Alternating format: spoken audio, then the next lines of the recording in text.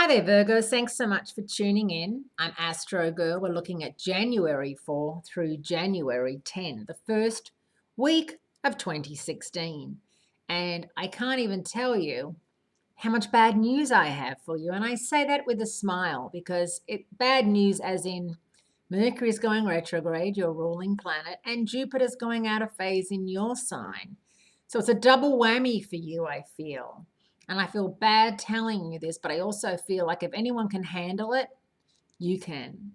Now, Mercury retrograde, as you know, been through them all before, but this year there's 4 Mercury retrogrades versus the usual 3 Mercury retrogrades. And this one is going to be quite tough because it starts off in Aquarius, but only for 4 days, and then settles into Capricorn through the 25th.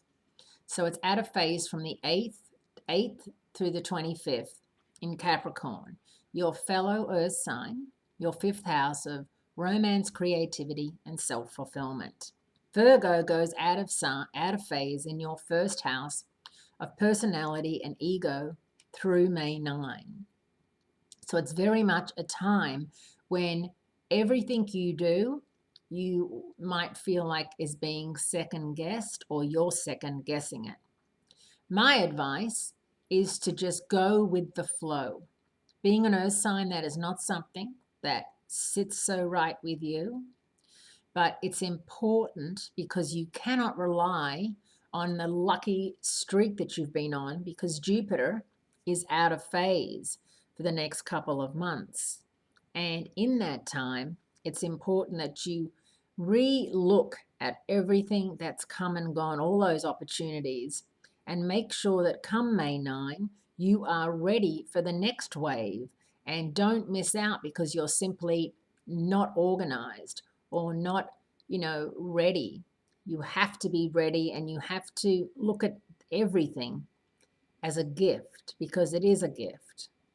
Life is way too short, Virgos, to think that anything or anybody is going to stand in your way. You have excellent planetary activity. It's just that with Mercury out of phase, it really is a time for us to think of them as celestial timeouts, giving us permission to stop, listen, rest. If you're the type A personality, which most Virgos are, and simply cannot stop, the next best thing is to focus on activities that start with RE, such as redo, resign, redecorate, retreat, reconsider, rethink.